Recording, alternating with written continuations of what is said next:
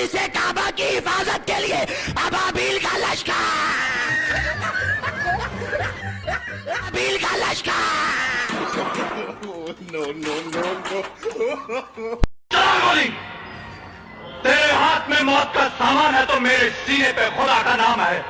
अच्छा, देखते ही ये चादर मुझे बचाती है या कफन बन के मुझे कब्र तक पहुंचा देती है।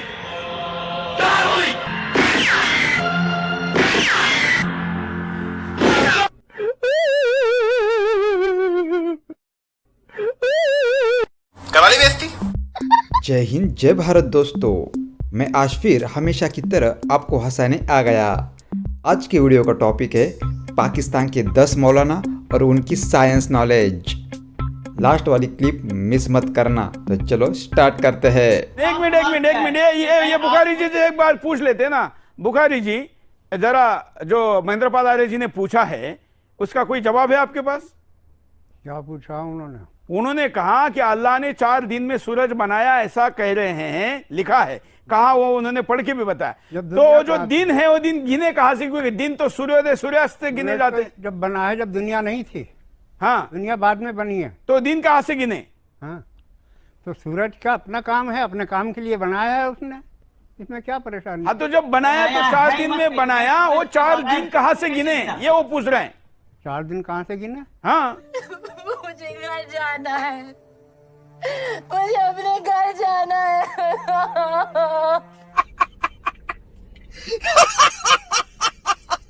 दोस्तों, अगर आपके खाने में मक्खी गिर जाए तो आप क्या करते हो? उसे पकड़ के तुरंत बाहर फेंक देते हो ना।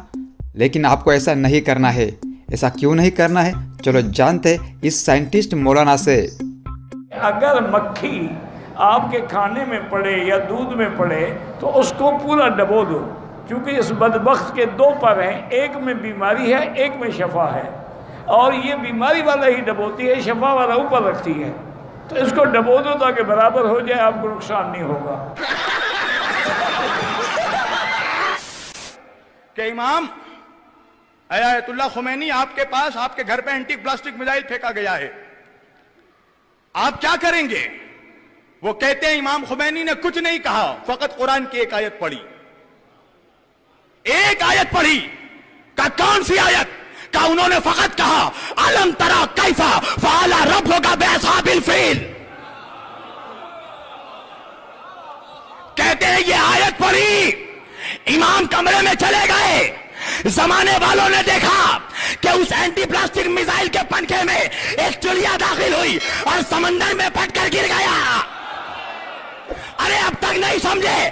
अल्लाह ने बताया कि वारिस काबा की हिफाजत के लिए अबाबील का लश्कर, अबाबील का लश्कर। No no no no. इस मौलाना की बात सुनकर आज मुझे समझ में आया कि पाकिस्तान की मिसाइल डिफेंस सिस्टम इतनी पावरफुल क्यों है। इस मौलाना की बात सुनकर आपके होश उड़ जाएंगे। इन्होंने डायरेक्ट अमेरिका को चैलेंज किया। तो चलो देखते हैं उन्होंने क्या चैलेंज किया। अगर अमेरिका गया है चांद पर तो गया है, चांद तो बिल्कुल नीचे, जैसे ये पंखा छत से नीचे है, चांद नीचे है। लेकिन जिस दिन अमेरिका पहले आसमान को चीर करके दूसरे पे पहुंचा, दूसरे को चीर करके तीसरे पे पहुंचा, तीसरे को चीर करके चौथे पे, और 7वें आसमानों को चीर करके 7वें पे पहुंचे, 7वें के ऊपर अर्श है, अर्श पे पहुंचे, और वहां से फिर ये कि जन्नत में अमेरिका पहुंचे, तो फिर उस दिन उसमें इस मुल्ला को बता देना, पतलून उसका फटेगा लेकिन आसमान तक पहुंचेगा भी नहीं। चांद तक अगर कोई गया तो हमारे किसी मौलवी ने 1500 साल हमें गुजर गए हमारे मौलवियों को, लेकिन हमने अल्लाह के फजल से इसका इनकार भी नहीं किया है चांद पे जाना। अमेरिका चांद पे तो अब गया, वो मौसमियात के हालात आपको अभी बताते हैं, लेकिन अल्लाह की कसम आज से 1500 साल पहले हमारे पास ये हालात मौलवियों की थी। मौलवी को फटकार होगी खुदा की कि मौलवी साहब ने भी अपने उस साइंस को छोड़ा। हमारी साइंस और फलसफे की किताबें इन खबीसों ने, अंग्रेजों ने चोरी करके उलमा को, मुसलमानों की बेइत्तिफाकी और अदम इत्तिफाक की बुनियाद पर ये सारा साइंस इन्होंने अंदलुस की, ये सब कुछ हमसे चोरी की। गोरे ने, गोरे के बाप जानता है साइंस को। भाई साहब कुछ ज्यादा नहीं हो गया? ये सब कुछ हमारा था, ये सारा ही हमारा था। खैर कभी अगर मौका मिल गया तो मुसलमान साइंसदानों के बारे में आपको बता दूंगा कि क्या क्या उनके कमालात थे। आपके इसी सिंध के अंदर एक मौलवी था, उसने अपना सूरज भी बनाया था और चांद भी बनाया था, और रात को जिस वक्त सूरज गुरूब हो जाता था तो वो बटन लगाता था तो उसके सूरज जो है ना तुलू होता था, पूरे सिंध में रोशनी होती थी। क्या बोला तूने? एक बार एक बच्चे ने मौलवी से पूछा कि मौलवी साहब, आप बोलते हो कि अर्थ मुंह नहीं करती, लेकिन हमारे साइंस के बुक में तो दिया है कि अर्थ सूरज को चक्कर लगाती है। वीडियो में आगे देखे मौलाना ने इसका क्या जवाब दिया।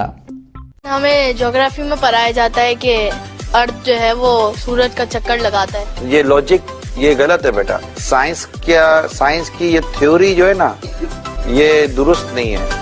असल जो थ्योरी है ना वो कुरान और हदीस वाली है। जमीन साकिन है, यानी जमीन मूव नहीं करती। साकिन को एक अच्छा सा वर्ड इंग्लिश का होता होगा साकिन का, स्टैटिक। अर्थ स्टैटिक पोजीशन में है, तो ये मूव नहीं करता।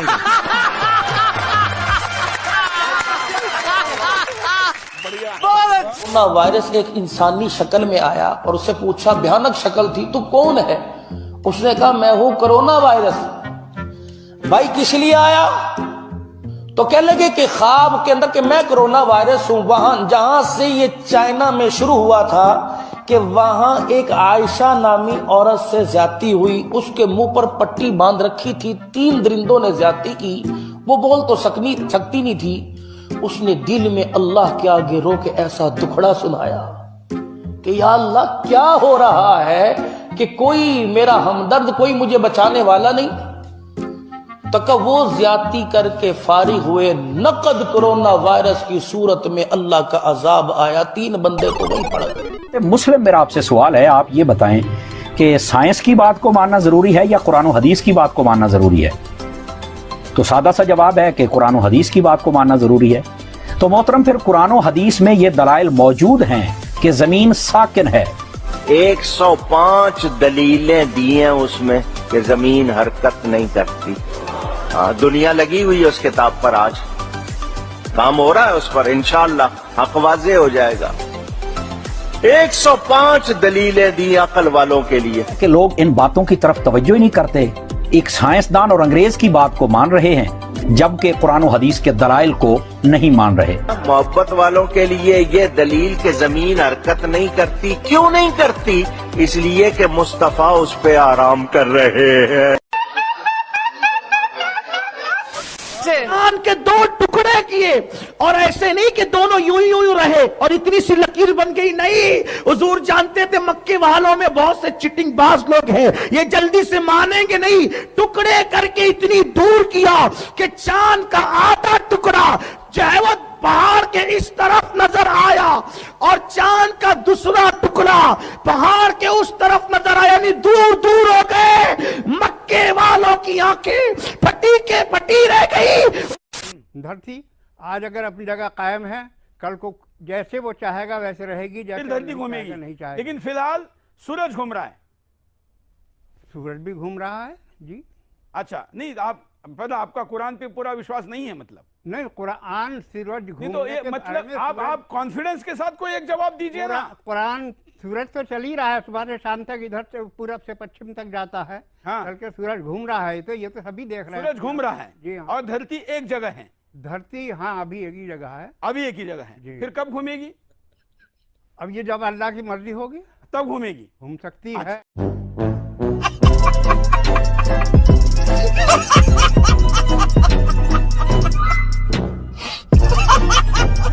दोस्तों, ऐसी वीडियो देखने के लिए चैनल को सब्सक्राइब जरूर कीजिए। दोस्तों, ये वीडियो आपको कैसे लगा हमें कमेंट करके ज़रूर बताना। जय हिंद, जय भारत।